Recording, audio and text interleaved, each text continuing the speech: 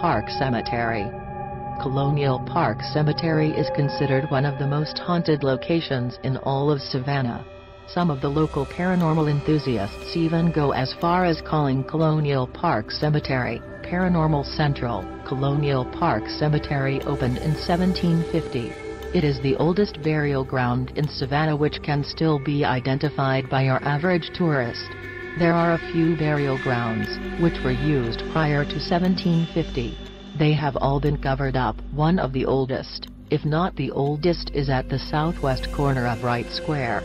Within the 6 acres of ground which make up Colonial Park Cemetery, there are over 10,000 people buried. However, there are not even 1,000 grave markers. Many people were buried in mass graves. Others had their grave marker knocked over or destroyed. Many people believe this willful desecration of burial grounds helps to fuel the haunted activity, which is attributed to Colonial Park Cemetery.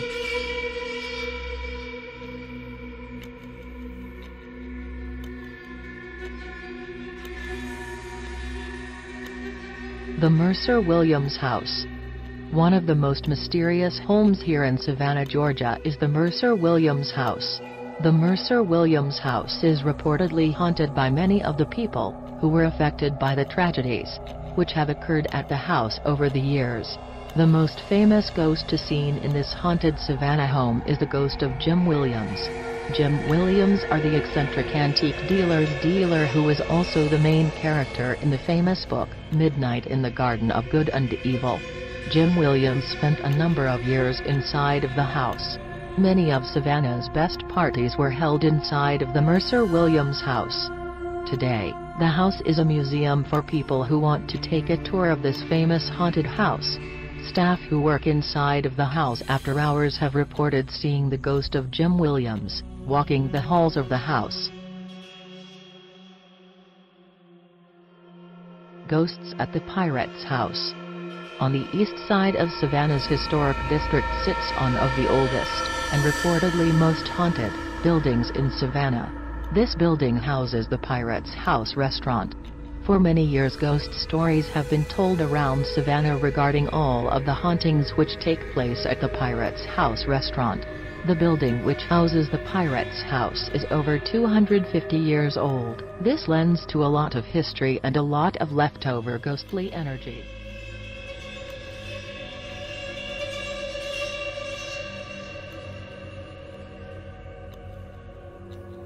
The Oldie Pink House Restaurant.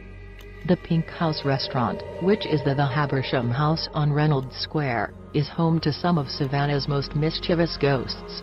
On our Grave Tales of Savannah Ghost Tour, we will take you to the Oldie Pink House and tell you the stories of the Habersham family, for whom the house was built. We will also tell you some of the spine-tingling stories about the ghosts and hauntings which occur at the Pink House. Perhaps the most famous ghost at the Pink House is the ghost of James Habersham Jr. Mr. Habersham had the house constructed in 1789. His family earned their wealth through cotton and rice farming. Patrons of the bar in the bottom level of the Pink House have reported seeing James Habersham hanging out taking in the scene.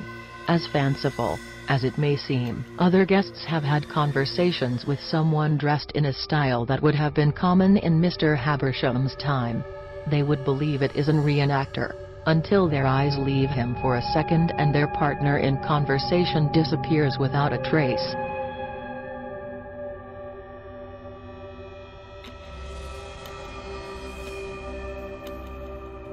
The Ghosts of 432 Abercorn.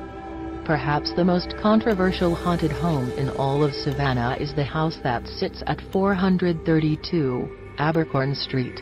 If you ask guides who work at certain companies, they will tell you that it is the most haunted house, with murders, vortexes, stories of people gone missing in the house and more.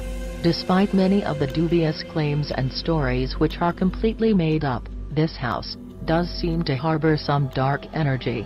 Many guests on our ghost tours, and the ghost tours of other companies, have captured weird abnormalities in photographs outside of the house. A true story about the house at 432 Abercorn Street is that it was built on top of or right beside a slave cemetery, which was originally in Calhoun Square.